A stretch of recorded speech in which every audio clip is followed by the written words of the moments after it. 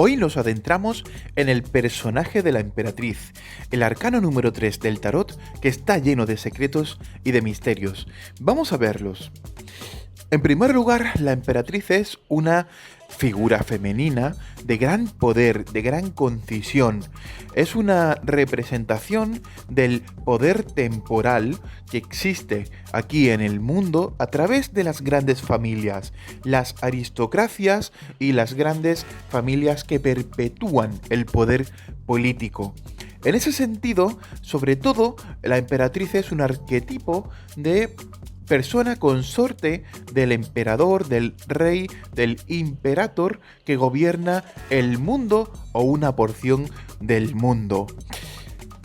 Generalmente se asocia con el personaje mitológico histórico de Ginebra. Ginebra era la mujer del rey Arturo, la consorte.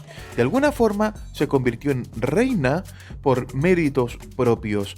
Y este arquetipo es el más definitorio de esta carta, de este arcano. Por méritos propios, la emperatriz sostiene el poder que de alguna forma se lo transfiere el emperador y también se lo transfiere la historia a través de su propia familia. Vamos a ver las cartas tanto de Visconti como de Rider-Waite porque vamos a iniciar este camino que tiene muchos elementos. Es un arcano complejo. Primeramente vemos en la carta de Visconti, vemos a una hermosa señora de mediana edad, se puede decir, que está sentada con el blasón del águila y portando también una suerte de varita, cetro o algo similar. Digamos que tiene unas dimensiones notables. Esta señora es una señora de buen porte, de buen ver, digamos que es el canon de belleza de la época, ¿no?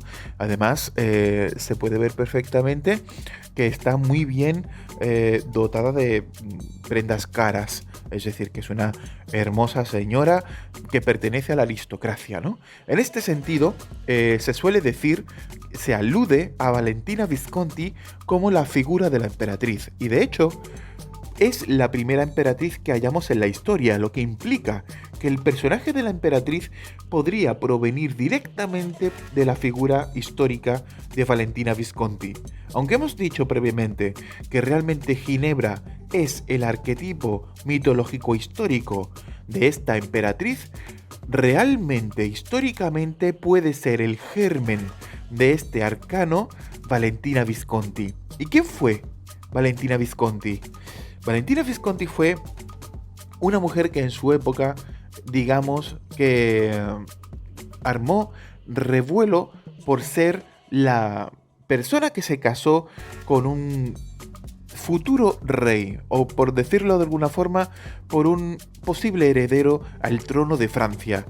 Dentro de la familia Visconti, Valentina no fue de las mujeres más importantes, pero sí estuvo marcada tanto por la desgracia y el infortunio como por el destino.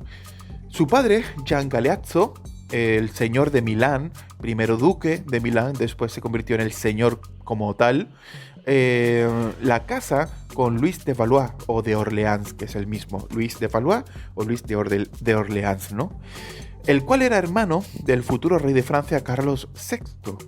Carlos VI, casado con la prima de Valentina Visconti. Su prima era Isabel de Valois, puesto que estaba casada con Carlos, ¿no?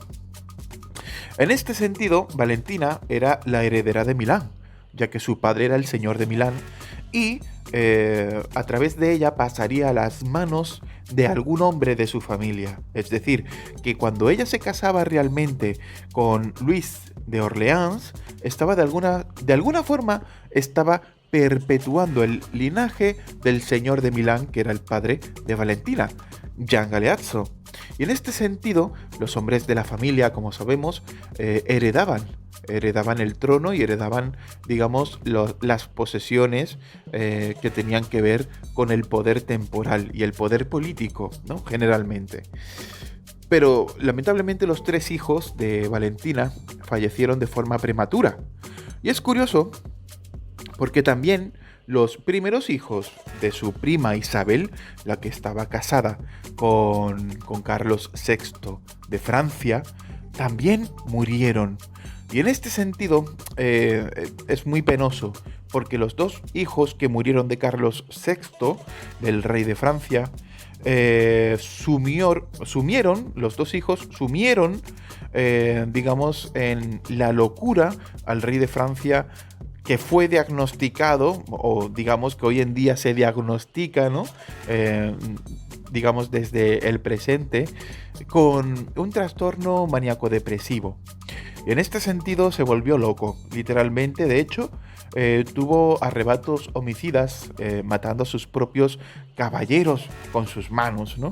Este Carlos VI más adelante sería totalmente desechado para la corona. Este estado maníaco-depresivo, digamos que le incapacitó para el trono, y Luis, el que estaba casado con Valentina Visconti, nuestra personaje, heredará el trono tras la enfermedad mental de Carlos VI en 1391, ¿vale? En este sentido, cuando Carlos VI se vuelve loco, su mujer Isabel, que era la prima de Valentina, inició una campaña contra esta, acusándola de maldición y de hechizo. De alguna forma ella decía que su prima había hechizado a la corona, matando a los herederos para que no se heredara por esa parte, ¿no? Por esa parte del linaje. Es muy curioso, ¿no? Valentina tuvo que exiliarse porque fue non grata dentro de Francia. Y puede decirse que la realeza francesa se convirtió abiertamente en antiviscontiana. Es decir, que realmente fue una suerte de rebelión política contra la posible herencia por parte de los Visconti del poder político de Francia. Y Luis traslada a su esposa a Asnieres, ¿no? Digamos que le hace visitas periódicas allí mientras termina de construir su propia fortaleza, castillo, y de alguna forma cuando hereda el trono en 1391, bueno, pues se convierte en el hombre más importante de Francia, pero aún teniendo hijos con su mujer, pues ella, Valentina Visconti, fue, por decirlo de alguna forma, fue una reina consorte ausente, por decirlo así, ¿no? Y es curioso porque en 1407 fue asesinado Luis de Francia, fue asesinado este Luis de Orleans, y ella, que estaba abandonada, por decirlo así, y ahora viuda, pues murió poco después. De alguna forma, el destino no quiso darle a esta mujer el glorioso mérito de convertirse en la reina de Francia. Pero, de facto sí lo fue. En ese sentido, pienso personalmente que la familia Visconti quiso retratar a este personaje, Valentina Visconti, para darle el homenaje requerido, ya que para mí es una personalidad histórica única, que, bueno, que podría ser objeto de todo tipo de películas, series, novelas, etcétera, ¿no? Personaje que merece la pena reseñar, además que falleció muy joven, creo que con menos de 40 años, 38 quizás, por ahí, ¿no? Pues en ese sentido, Valentina Visconti es el personaje central de la emperatriz, y de hecho es la representación de este arcano en el tarot de Visconti Sforza. Si vemos Rider-Waite, cambia por completo los cánones. Aquí vemos en el tarot de Rider-Waite, a nuestra derecha, vemos realmente a una señora hermosa que está plagada de abundancia. Hay muchos ornamentos y elementos florales, lo que nos hace pensar que esta figura es casi una representación de la diosa a la cual suele hacer mención esta carta, este arcano. Así que vamos a hablar de qué diosa es, ¿no? Generalmente la emperatriz se asocia con la diosa de los cereales, la diosa Ceres, La diosa Ceres es la diosa que trae la bondad de la primavera, del calor, de la abundancia de las flores, de los ornamentos florales, como comento, de la vegetación, de la vida, ¿no? Y Ceres, que también se llama Demeter o Demeter, es la diosa de las cosechas y del trigo, ¿no? Pues de ahí Ceres, cereal, ¿no? Esta diosa es una diosa dadora de vida. También hay otra diosa que es representada en este arcano, que de hecho aquí en Rider-Waite vemos que está representada de forma explícita, que es Venus. Vemos perfectamente el símbolo de Venus, en cuyo símbolo está sentada la emperatriz. Este símbolo de Venus es una representación directa de la fuerza de la diosa Venus, que es la fuerza dadora de vida desde una perspectiva diferente a Ceres, mientras que Ceres da la vida y la fertilidad de forma material, es la que permite que tengas hijos a través de tu útero, ¿no? Venus es la diosa de la productividad del amor espiritual. Venus habla más de atracción sexual, sensual y espiritual entre las personas, ¿no? Habla del enamoramiento, de la belleza y del refinamiento. En ese sentido, Venus alude a un refinamiento del alma típico de los poetas, de los artistas, etcétera, mientras que Ceres alude a la productividad material de la fertilidad, de la primavera, de la consecución de los ciclos de gestación, de desarrollo y de parto, ¿no? Pues en este sentido, Ceres, representante de la primavera, y Venus, representante del amor como tal, ¿no? Y hay algo más, porque es curioso, hay una historia que conecta la carta de la emperatriz con la carta de la muerte, que es también el número 3 de Arcanos Mayores 2. Y esto es muy interesante. Creo que hay pocas personas en este sentido que suelen contar este nexo. Es un nexo que, gracias a Dios, a través de estudiar historia en la universidad y demás, puedo discernir, pero es cierto que es bastante sutil, ya que Demeter o Ceres, como decimos, realmente es la madre de una chica muy hermosa llamada Perséfone o Proserpina. Perséfone / Proserpina, los dos nombres son la misma chica, es la hija de Demeter, de Ceres, y de alguna forma representa, por decirlo así, representa la venida de la primavera, ¿no?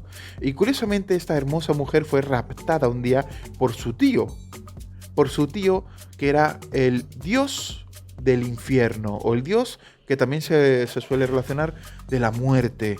Este dios de la muerte se llamó Hades y también Plutón, ¿vale? Hades en la mitología griega, Plutón en la romana, ¿no? En este sentido, podemos decir que Hades / Plutón era llamado así en greco-romano, ¿vale? Greco-romano, lo diremos así, para no discernir tanto entre un nombre u otro. Su tío, este hombre, la raptó para convertirla en la reina consorte del infierno. Vemos que aquí hay una relación directa entre el personaje de la muerte, el personaje de reina consorte, que es la emperatriz, y el personaje de Ceres, que es la madre de Proserpina, la chica que forzosamente se convertiría en la reina consorte del infierno, del Hades. En este sentido, vamos a contar un poquito la historia para que se vea bien el nexo, ¿no? Digamos que Ceres, esta mujer, digamos que rechazó volver a su casa, al Olimpo, para encontrar a su hija, y empezó a vagar por todo el mundo, por toda la tierra, sin encontrar a su chica, convirtiendo en desierto, convirtiendo en un páramo todo aquello que pisaba. Ella prometió que hasta que no volviera su hija, no habría primavera. De alguna forma, perdió incluso la hoz que ella solía llevar. Hoz como símbolo de cosecha, de abundancia. Pues perdió su propia hoz, se dice que en la ciudad de Trapani, ¿no? Pues su marido, preocupado, Júpiter, sí, sí, señor, estaba casado con Júpiter, es curioso. Y ahora vemos que hay una conexión directa entre Júpiter y Ceres. Ahora lo vemos, más allá de esta historia, la hay en la carta, ¿vale? Júpiter envió a su chico, a Mercurio, que era el mensajero de los dioses, para que, para que le dijera a Plutón, oye, libera a Proserpina, libera a esta hija, porque es que nos estamos quedando en este mundo sin primavera, sin verano, y todo es un páramo, un desierto, y esta mujer, Ceres, mi esposa, está sufriendo, ¿no?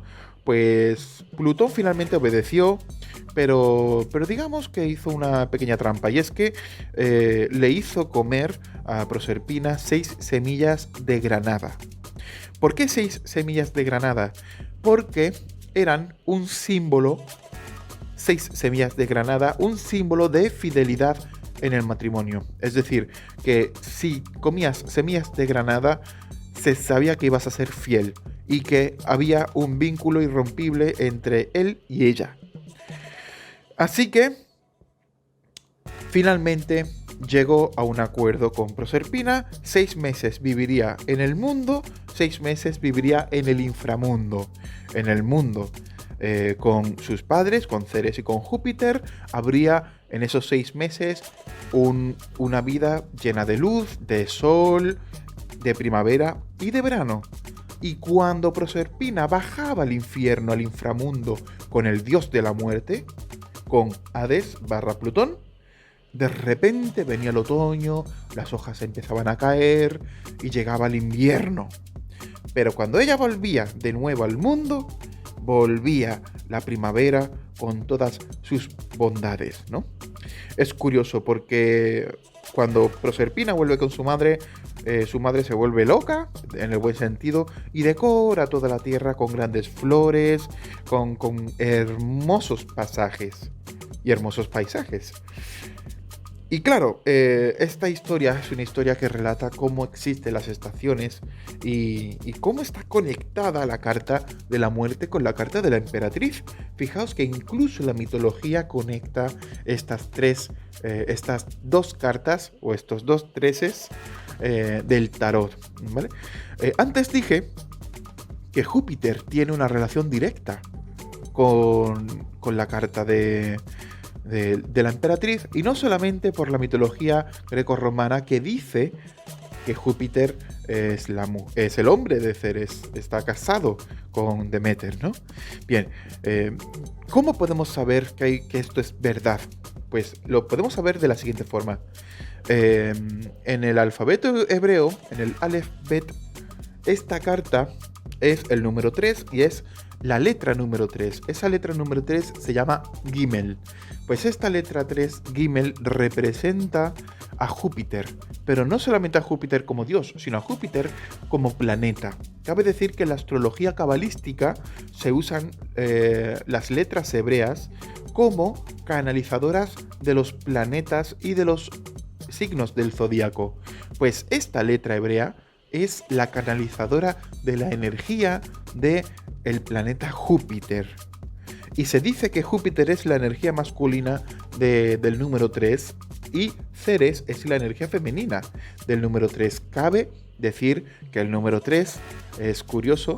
Ceres es la energía femenina, es la mujer de Júpiter. Es decir, que este casamiento mitológico en el fondo, en la emperatriz y en la carta de la muerte, pues tienen no solamente razón de ser, sino encuentran todos sus sentidos, como que se cierra el círculo, se completa.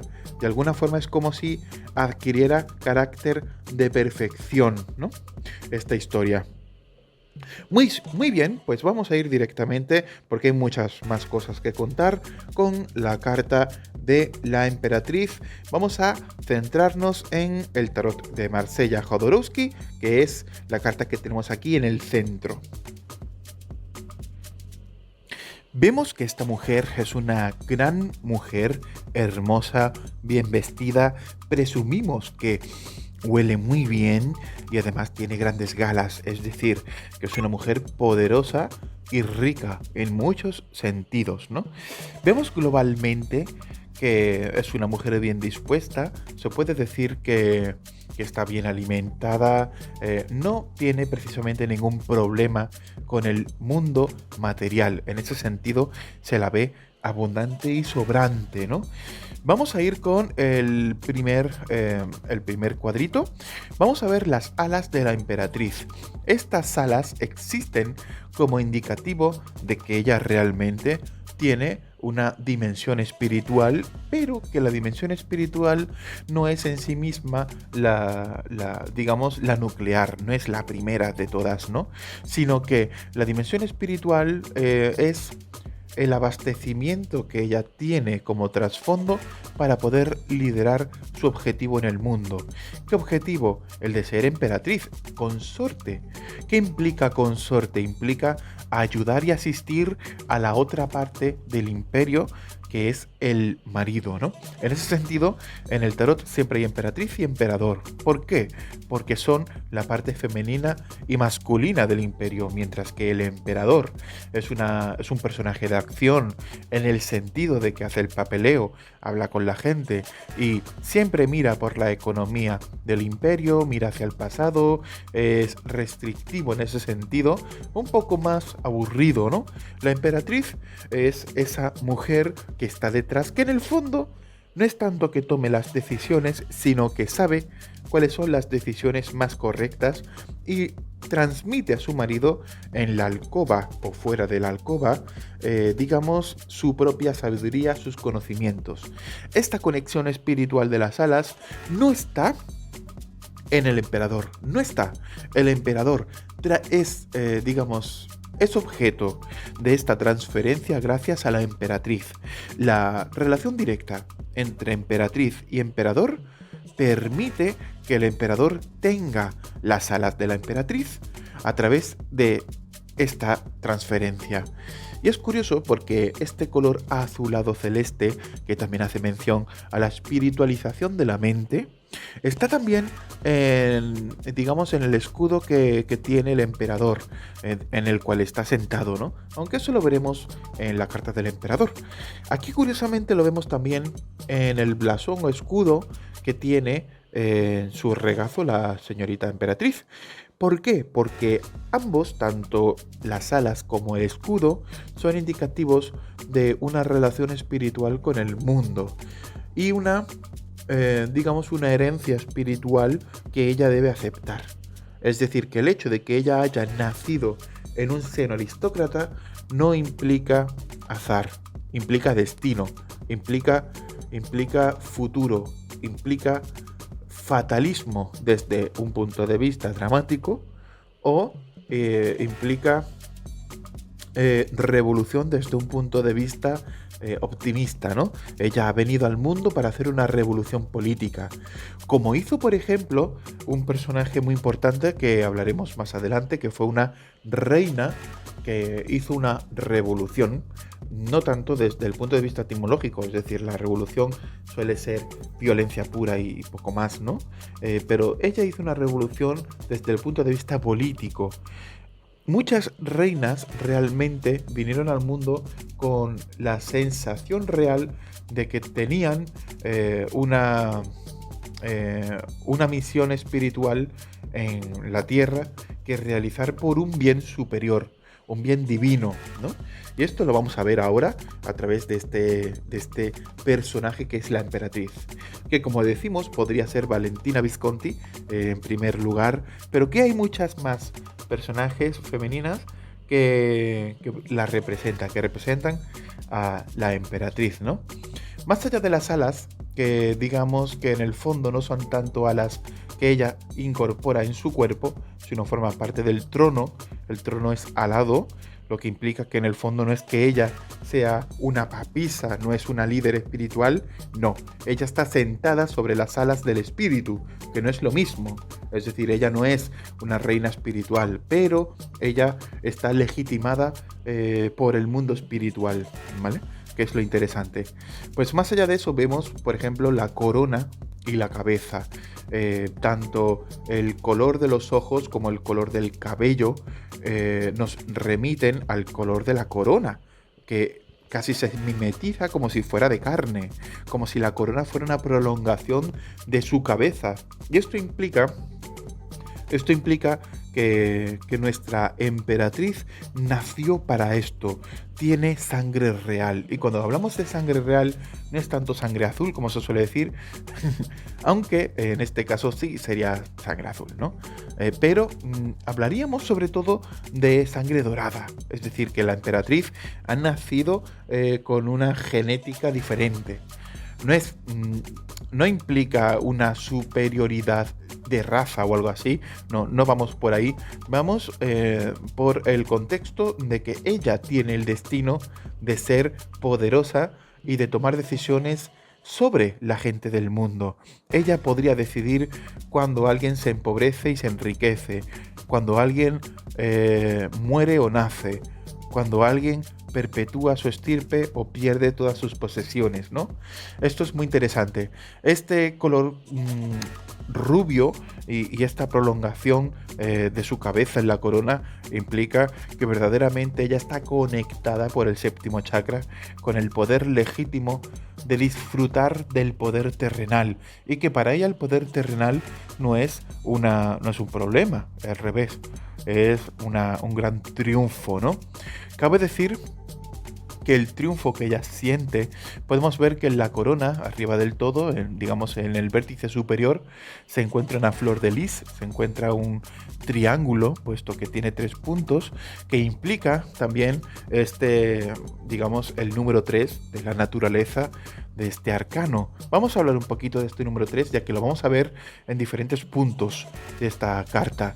Este número 3 hace alusión directa, como diría Pitágoras, al número real, se le llamaba así, el número real. ¿Por qué le llamaba Pitágoras el número real? Porque mientras que el 1 se podría decir que es masculino, que tiene en su soledad no puede crear vida, el 2 no puede crear vida tampoco, debe asociarse con el número 1 para que su parte masculina encuentre la parte para que su parte femenina encuentre la parte masculina del 1, y finalmente crear el 3, que sería la mezcla entre lo masculino y lo femenino, dando lugar a 2 posibles cosas. Lo primero, a lo andrógino, es decir, a aquello que incorpora lo masculino y lo femenino de forma pura, dentro del sí mismo. Y segundo, al hijo.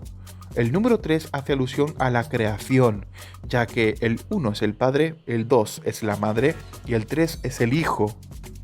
Pues este hijo es el número 3 y está justamente en la corona, en la cabeza de la emperatriz, que es ni más ni menos que la obra de su creación, la creación de la emperatriz, que es su vida entera. Ella ha nacido para ser una estrella de la historia, por decirlo así, ¿no? Como tantas emperatrices en nuestra historia. Pero vámonos un poquito más. En el triángulo, en el número 3, encontramos el yin y el yang en su primera gran esencia juntos. Digamos que el símbolo del yin yang, creo que lo conocemos bien. Este símbolo del yin yang representa el número 3, representa que el 1, lo activo, encuentra el 2, lo pasivo, para finalmente crear el equilibrio entre lo activo y lo pasivo. ¿Y qué es la emperatriz? Un equilibrio perfecto. Un equilibrio perfecto entre pasar a la acción, escuchar, meditar, hacer, hablar, etc. Es decir, la emperatriz habla generalmente de un perfecto equilibrio interno que le lleva a cometer a veces excesos y a veces defectos, pero en ese sentido se autoequilibra siempre. Es decir, que no es que ella sea una persona aburrida, para nada. Ella a veces está arriba y a veces está abajo, pero siempre mantiene el equilibrio y la compostura globalmente, dentro de lo que es la historia de su propia vida o de su propia... sí, de su cronología histórica, ¿no? Se puede decir que la emperatriz es un personaje que sabe, es consciente que no se puede estar nunca intentando estar en la guerra, por ejemplo. Es una persona que ama la paz, pero también usa la violencia como forma de perpetuar las políticas. Es decir, es es el típico personaje histórico que usa, por ejemplo, la guerra como una prolongación de la diplomacia y de la política cuando no hay más remedio. ¿Vale? Eso quiere decir que no es que ame la violencia y ama la paz, pero no es que huya de la violencia. Es un personaje muy equilibrado en estos aspectos, ¿no? Busca siempre el yin y el yang. Entonces, en cualquier cosa que estemos hablando, en el amor, ¿no? Pues se encuentra el yin y el yang. Es decir, ella ama, pero no ama de una forma que se destruya a sí misma. Encuentra el equilibrio en el amor, ¿no? Por decirlo así. Esta corona, cabe decir que es muy interesante, aparte de tener esta punta con flor de lis, tiene una serie de picos. Es curioso porque la parte izquierda tiene 3 picos superiores y también un pico en la zona izquierda extrema, así como simétricamente lo tiene en la zona derecha. Esto alude, porque si lo juntamos todo, alude realmente al principio, al principio decimal, al sistema decimal como tal, ¿no? Tenemos 1, 2, 3, 4, 5, 6, 7, 8 y 9. Realmente, si contamos el pico superior como 1, que realmente es una representación de la unidad en el triángulo, pero que en el fondo cuenta como 1, ya que es una unidad, aunque sea un triángulo, es una unidad, ¿no? Así como el resto de picos son triángulos también y forman unidades picudas, ¿no? Todo suma 9, lo que implica que realmente está relacionado, que justamente lo vamos a ver con la carta de la muerte con los dientes, porque la muerte tiene 9 dientes. ¿Por qué tiene 9 dientes? Al igual que ella tiene 9 dientes en su cabeza, porque realmente representa el sistema decimal con el cual el tarot trabaja. De alguna forma, aquí legitima la emperatriz el sistema decimal que usa el tarot. Es una forma que tiene el tarot de decirnos visualmente que el sistema decimal es el verdadero en la naturaleza. ¿Por qué el tarot no usa el sistema, el sistema sexagesimal como el principal? Pues no lo usa como el sistema principal porque nos está diciendo el tarot que en la naturaleza todo está bajo el número 9. Y juntando todos los números se forma el número 10. Pero el número 10 es una anomalía. Realmente solo existe un 2, 3, 4, 5, 6, 7, 8 y 9 y después pasamos al 10, que es un 1 con un 0, que en el fondo volvemos al 1. De alguna forma no se puede escapar uno de estos 9 números. Incluso el 10 vuelve a caer en el 1, ¿no? Entonces, en este sentido, la corona también nos habla del perfecto sistema numérico que es el tarot y la vida, que todo se puede leer a través de estos números. Y es curioso porque cuando vamos con, por ejemplo, el cetro, aquí vemos, como dijimos también anteriormente en otros monográficos, aquí vemos cómo Urbi et Orbe se une la representación del cielo y de la tierra en este cetro. Digamos que el círculo que representa la tierra, el mundo, el orbe, y la cruz, el crismón o la cruz que representa la parte espiritual, pero también la materia como tal, la representación del espíritu en la materia, se unen en el cetro de la emperatriz, confiriendo a la emperatriz un poder temporal legitimado por Dios. Y de alguna forma este cetro es un símbolo que nos hace decir que la emperatriz es como si fuera una diosa en la tierra. Ojito con ella. Quien se mete con ella se está metiendo con el destino, se está metiendo con el placer de los hados, con digamos, la sabiduría de los entes superiores. De alguna forma la emperatriz está legitimada divinamente a hacer lo que tiene que hacer, aunque se equivoque. Y en este sentido, este cetro es, digamos, el testigo directo de el poder ilimitado que la emperatriz tiene en términos espirituales, aunque no lo tenga en términos materiales, puesto que requiere crear el yin con el emperador. Pero es curioso porque aunque son yin y yang, emperatriz y emperador, realmente la emperatriz no es que esté usando el emperador o es que lo necesite, sino que de forma natural la emperatriz nace con su parte masculina fuera, que es el emperador, con un marcado destino para asociarse con el emperador, para constituir el destino de ambos. que es un destino glorioso de la humanidad, ¿no? Entonces, no hay que entender la emperatriz como una individuo, hay que entenderla como parte de una gran historia. No se puede entender una gran película solamente a través de un personaje. Todos los personajes importantes son, digamos, la trama de la película. En este sentido, la emperatriz, con Urbi et Orbe, de hecho es curioso porque también el emperador lo tiene este cetro que aúna el mundo material, lo que es la tierra, con la cruz que representa que realmente el espíritu baja a la tierra a través de ella. Pues el emperador también lo tiene, pero lo tiene en la otra mano. Es decir, que realmente aquí podemos ver que la emperatriz tiene en una mano el cetro, en el otro el blasón, el escudo, mientras que el emperador lo tiene invertido. Tiene el cetro en la otra mano y el escudo también. ¿Por qué? ¿Por qué lo tiene invertido?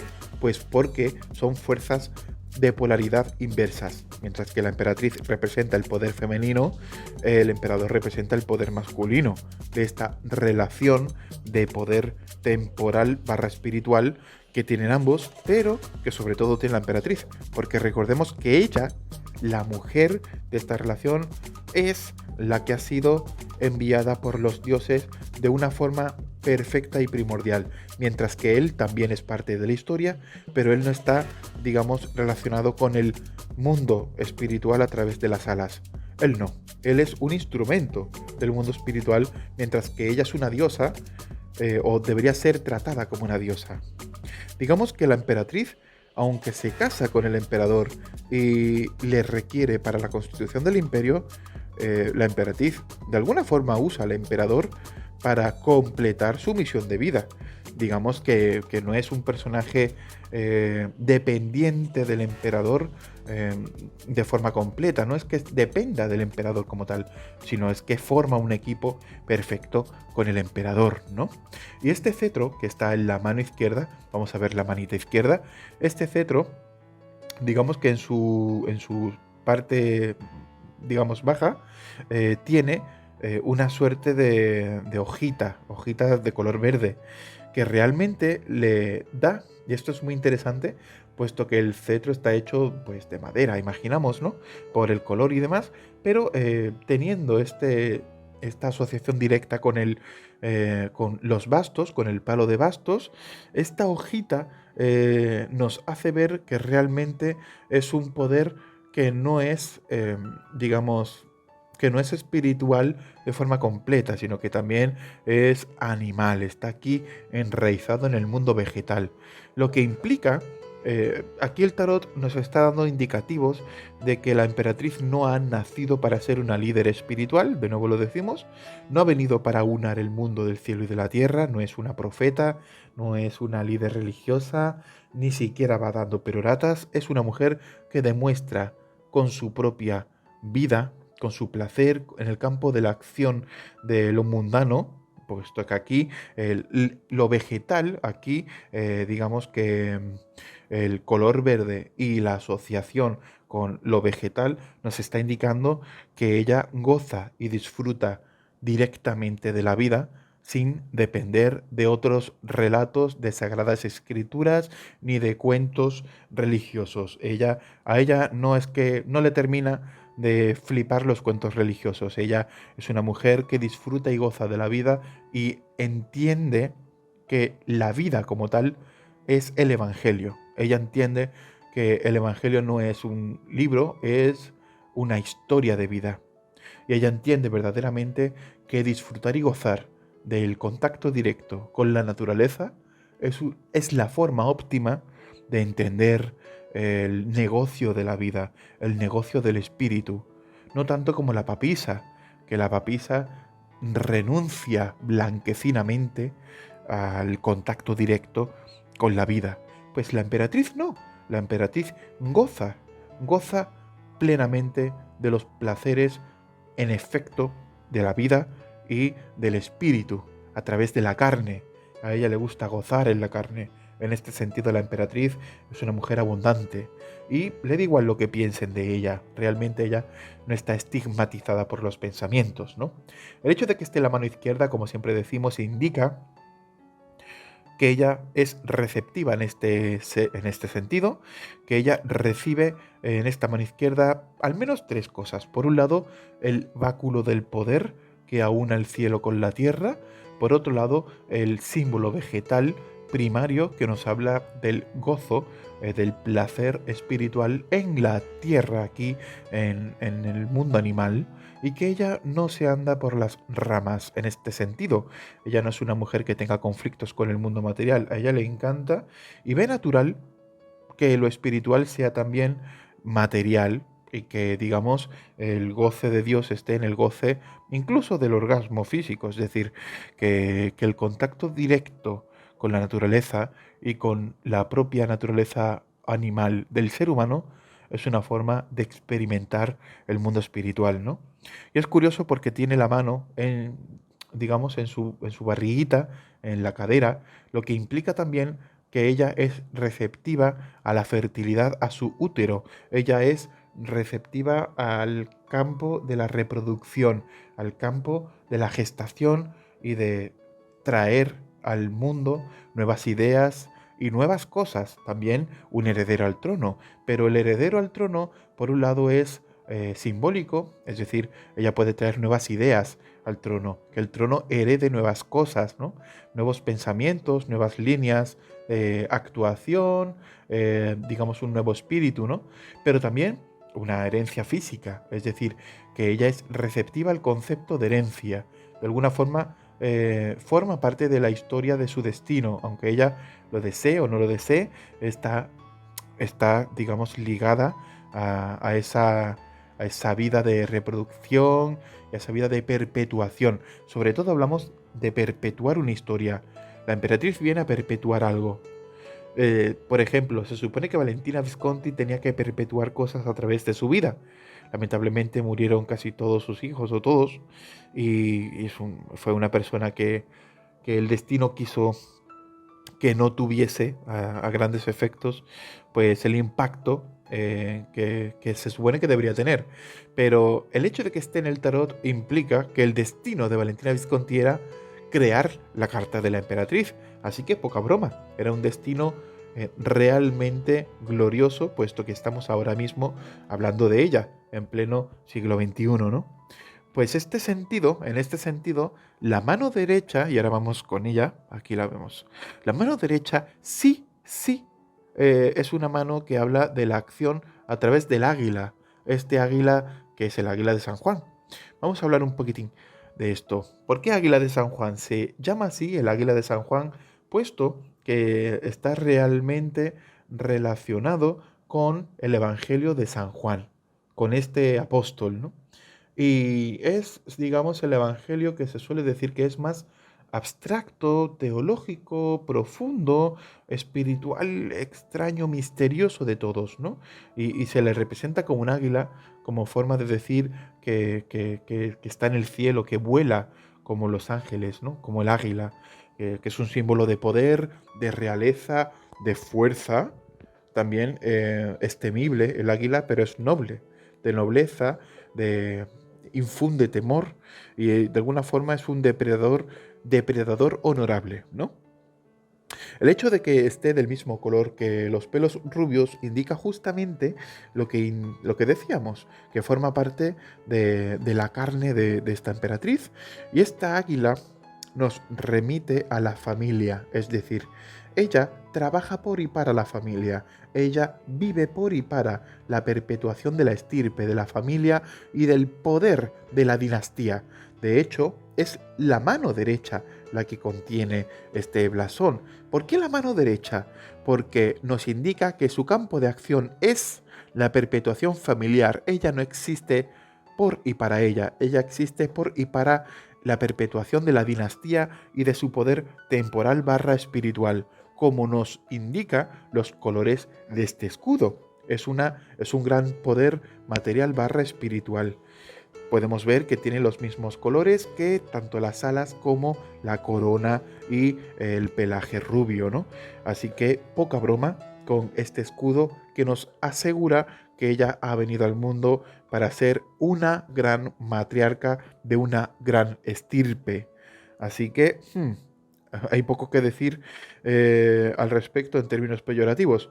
Lo que sí diremos es que esta mano derecha que tiene el blasón, el águila de San Juan, representa a un personaje histórico que para mí es de verdad un gozo estudiarlo, leerlo y experimentarlo. Y es el personaje español de la reina Isabel I de Castilla.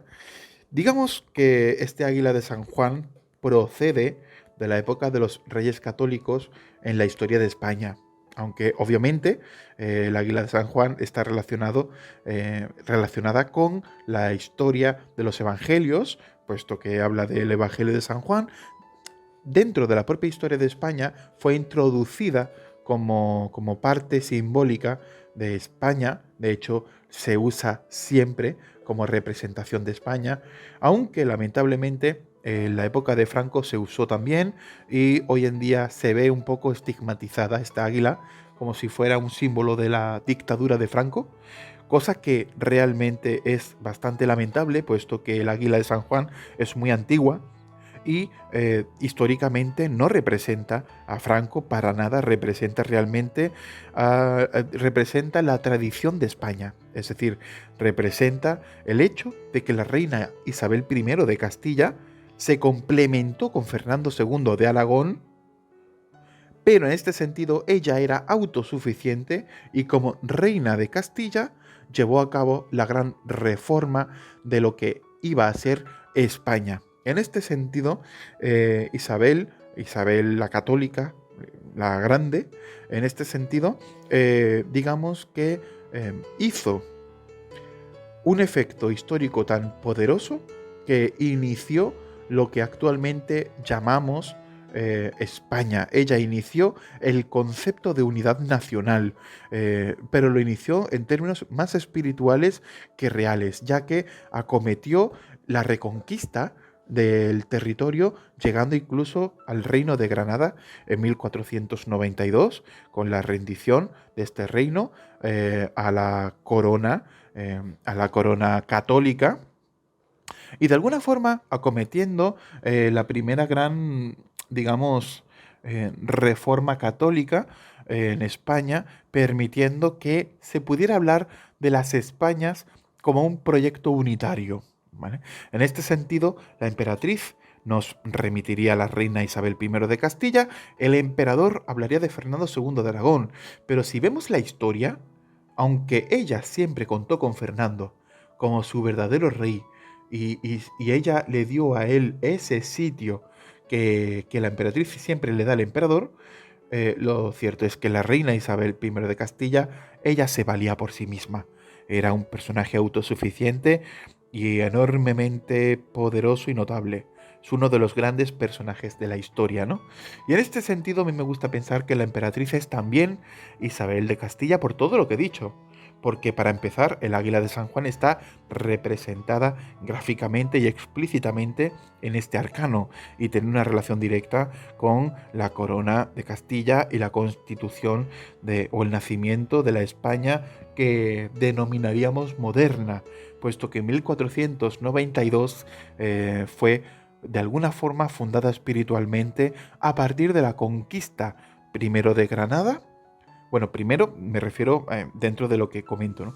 Primero de Granada y luego del descubrimiento de las Américas, que fue también en el año 1492 y que la reina Isabel la Católica fue la que promovió de forma directa, digamos, a través de Cristóbal Colón. Ella no es que fuera su proyecto para nada, pero ella permitió que Colón siguiera adelante y que finalmente la corona de Castilla y la corona de Aragón, a través de esta unión de las Españas, fuesen las que finalmente llevara a cabo el proyecto de la colonización de las Américas hispánicas, ¿no?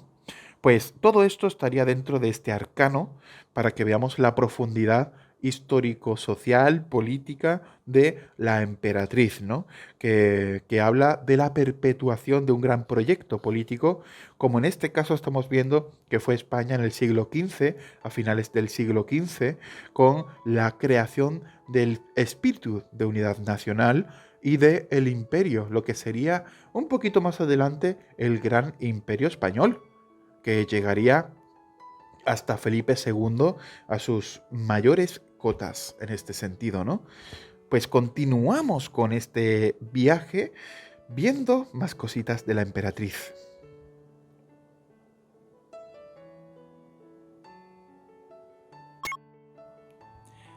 Muy bien, voy a intentar no ser tan intenso, ya que siempre intento hacer los vídeos más o menos cortos, las clases accesibles y cortas, y al final se me va de tiempo siempre porque se me va el tiempo, perdonadme. Bien, vemos que la emperatriz tiene una nuez, y esto es muy interesante. ¿Por qué tiene nueces? Que es un hombre travestido, es un hombre disfrazado vestido de mujer, es una transexual, quizás. Bien, todas estas incógnitas son loables, son legítimas. Sin embargo, nada nos dice en la carta que realmente la emperatriz sea un hombre. Nos está indicando que tiene nuez. Y esto es indicativo justamente del poder efectivo que se le suele dar históricamente a los hombres y que la mujer tiene de forma legítima como si fuera un hombre históricamente. Es decir, que esta mujer tiene nuez porque es símbolo de que aun siendo mujer es tan legítima como un hombre. Digamos que puede ser el primer símbolo feminista de la historia. Muchas veces escucho que el tarot es totalmente machista y tal, y cuando estudiamos tarot vemos que el tarot es revolucionariamente feminista. Realmente la mujer, la emperatriz, es autosuficiente y el hecho de que tenga nuez implica de que tiene todos los atributos positivos que se le suele conferir al hombre históricamente. Y en esta época de la historia, puesto que el tarot es centenario, eh, poder decir que la mujer es igual que el hombre es un sueño. Es decir, el tarot está diciendo que la mujer y el hombre son, digamos, son iguales, en este sentido son equitativos.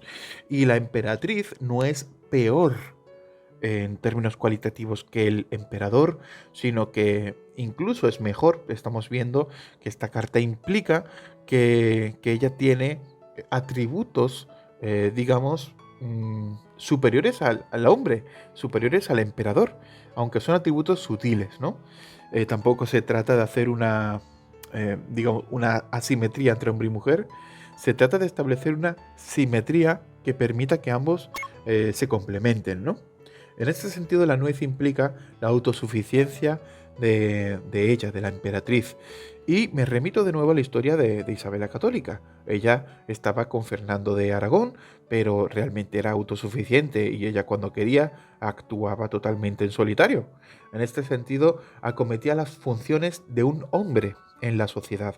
Y esto nos está contando esta nuez, ¿no? Esta nuez en el cuello de esta señora. Más allá de eso, me gusta a veces imaginar que es transexual, por ejemplo, pero eso es darle, digamos, una lectura demasiado presentista. Es decir, eso es leer este arcano con los tiempos modernos y esto no se puede hacer para poder entender bien el tarot, puesto que sería de alguna forma deformar el símbolo real del tarot, ¿no? Esta nuez no implica que sea un hombre vestido de mujer, implica que es una mujer y que contiene los atributos masculinos intrínsecamente porque ella se adhiere a la autosuficiencia política, ¿vale? Bien, y también vemos, es curioso, hay una pirámide, digamos, en su cuello. Vemos un poquito más abajo, en su pecho, hay una pirámide. Y de hecho, es muy curioso porque todo el cuello digamos, sí, del traje está lleno de triángulos. Estas pirámides, estos triángulos, nos remite al número real, al número 3 y nos remite a la perfección. ¿Por qué? porque el 1 es un punto geométricamente hablando, el 2 es una línea, pero el 3 es la primera figura geométrica que se produce dentro de los números. Y Pitágoras solía decir que el 1 y el 2 son números que no constituyen figuras geométricas y por tanto no son números perfectos o números reales como tal. El número 3 es perfecto desde un punto de vista geométrico porque ya permite la creación de un triángulo. Y esto también nos remite a que geométricamente habla de fertilidad, ¿vale? Todos los números que permiten crear una figura geométrica como el triángulo, que es totalmente simétrica, armónica, hermosa de ver, son números que tienen esos atributos intrínsecos de estas figuras geométricas, ¿no? Muy bien, así que la pirámide, digamos que nos remite de nuevo a esa perfección del 3, ¿no?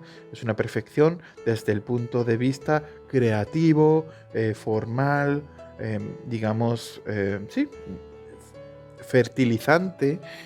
Digamos que este número, cuando aparece en tu vida, imaginémonos que estamos en un 9 y de repente volvemos a un 3, ¿no? En otras circunstancias. Pues de repente sentimos que podemos con las cosas, nos sentimos frescos, nos sentimos relajados, bien, podemos con esto, creativos, tenemos buenas ideas, esta sensación general de que controlas y de que estás bien, ¿no? De que tienes el poder en tus manos para poder llevar adelante los proyectos de tu vida. Pues esto implica tanto triángulo, la pirámide y todo esto, ¿no? Bien, ¿qué más? A ver, también vemos los vegetales del suelo. Bien, los vegetales del suelo vuelven a indicarnos, en este sentido, en la superficie, y de hecho vemos que no es una superficie, digamos, no es una superficie totalmente constituida de forma homogénea, sino que es heterogénea, hay muchos colores, hay cuadritos, hay rayas, etcétera, ¿no? Digamos que ella está dentro de un entorno artificial, ella está sentada en un castillo, en un palacio, ella vive en un mundo antrópico, creado por el hombre, creado por el ser humano. Este símbolo vegetal nos indica que aunque ella viva en el mundo humano, aunque ella esté adentrada en un mundo hecho por y para seres humanos, realmente vive de forma natural, como si fuera un ecosistema no antrópico. Es decir, que ella vive en un palacio, en un castillo, se mueve por lugares meramente humanos, no naturales, pero con su presencia se convierten en lugares naturales. Ella, por ejemplo, cuando va a una fortaleza, le da su toque y su toque hace que la fortaleza se convierta en un espacio natural. Crea grandes balcones, crea grandes espacios donde los llena pues, de animales, de vegetales, de símbolos florales, permite que la vida crezca allí donde ella va, porque ella es el símbolo de la fertilidad, de la vida, del germen, de la vegetación, ¿no? Y en este sentido, es curioso porque indica que es de alguna forma amante del mundo vegetal y que el mundo vegetal la ama a ella. Hay una correlación directa y que símbolo de esta fertilidad es también su unión con lo natural, con lo vegetal, lo que implica que ella casi que puede escuchar el grito de una flor. Es decir, ella tiene esa sensibilidad, tiene esa astucia, tiene esa sensibilidad de decir, no me gusta este palacio, porque este palacio está muerto. Ella, digamos que antropiza el mundo, pero desde una perspectiva natural. Cuando ella está en un sitio y ella crea un hogar en ese sitio, permite que el hogar, aunque sea un espacio creado por el hombre, creado por el ser humano, que ese hogar se revista de espíritu natural. Es como si ella, a través de sus actuaciones, dotara de espíritu natural los lugares. Y de repente el palacio cobra vida desde una perspectiva espiritual y desde una perspectiva vegetal, que da gusto ir a verlo, ¿no? Un gran palacio como el de Versalles, da gusto entrar y sentir la vida que hay allí. Pero cuando la emperatriz no está, cuando la emperatriz no está en corazón, en cuerpo, en mente o en espíritu, el palacio se muere, porque ella es la transmisora de la vida vegetal y de la vida espiritual, como decimos, ¿no?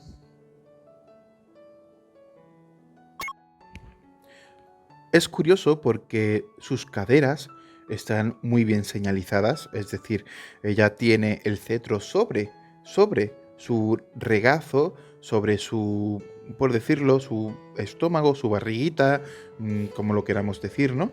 Y digamos que tiene unas buenas caderas y está casi en posición de dar a luz. Ella tiene, digamos, ropas anchas y parece que tiene ropa premamá, por decirlo así. Y esto no es casualidad. Realmente la maternidad está, digamos, ceñida en la carta y en el personaje de forma continua. Digamos que cerramos el ciclo de la fertilidad con Venus y Demeter, como dijimos antes, con estas diosas. Cerramos este ciclo con las caderas, con la maternidad, con el hecho de que ella puede o no estar embarazada. Esta carta en el fondo nos está indicando que ella, esté o no embarazada, podría estarlo en cualquier momento, porque ella es símbolo de la fertilidad y dadora de vida. Y en este sentido se cierra la historia de Demeter y Venus como si ella fuera la que permitiera con el espíritu que yo dije que ella transmite al mundo y a los espacios hechos por los seres humanos, ella permitiera el flujo de la fertilidad. Cuando ella está, la gente se fertiliza, sus doncellas se vuelven fértiles, ¿no? En este sentido, vemos muy claramente que es símbolo de esa fertilidad perpetua, que además es curioso porque está vestida con ropajes azules y rojos, al igual que el bello emperador, ¿no?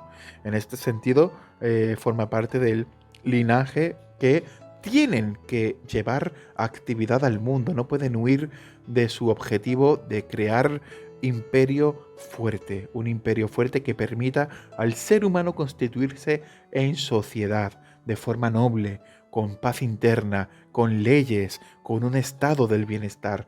La emperatriz tiene la misión noble de hacer que en el mundo la civilización mejore, vaya a más. Y por eso está vestida de estos colores. Y por eso también está sutilmente embarazada, podríamos decirlo así, ¿no? Porque ella no puede escapar del destino de traer al mundo la perpetuación de la estirpe a través del noble linaje que constituye su propia historia y que además ella tiene que llevar a cabo con el honor de tomar las decisiones para hacer que la sociedad siempre aumente su bienestar y llevar a través de su propia historia la civilización al término de la paz, al término superior, ¿no? Pues en este sentido, eh, en general, la carta de la emperatriz nos indica que es benefactora y dadora tanto de vida como de paz, de prosperidad, de belleza, de amor, de entendimiento y de armonía. Por último, vamos a decir que el nombre, la emperatriz, es curioso porque l'imperatrice no tiene, por ejemplo, el apóstrofe entre la L y la I, empezando el- empezando la palabra por I, por una vocal. Se supone que debería tener una apóstrofe y no la tiene, completando l'imperatrice con 12 letras, li, e, i, imperatrice, 12 letras que constituyen el número 12, que si nos damos cuenta, 12, 1 más 2 igual a 3, que es ella misma, ella es el número 3, pero nos remite a la carta del colgado, es decir, que ella de alguna forma tiene una relación directa con la carta del colgado. Claro, también el colgado es que suma 3 y por tanto se remite a la carta de la emperatriz. La gran pregunta que yo os transmito es, ¿por qué tiene 12 letras su nombre? Es muy curioso. Es indicativo de que el trabajo del colgado trae la fertilidad. El trabajo que realiza el colgado, que dijimos que representa a Odín en el Yggdrasil, etcétera, ¿no? Lo dijimos en el otro monográfico. El trabajo que hace el colgado trae la prosperidad y la fertilidad perpetua de esta carta de la emperatriz. Así que dejo este monográfico con la conexión directa con el colgado y, como dijimos antes, con la conexión que tiene la emperatriz con la carta de la muerte.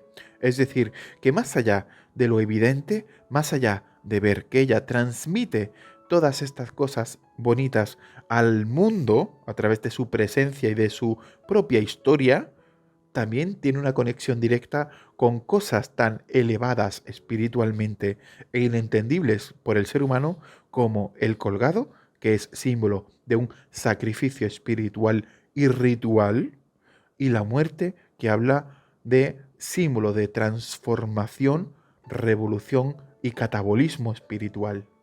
En este sentido, la emperatriz esconde muchos más secretos de lo que cualquiera se atrevería a afirmar.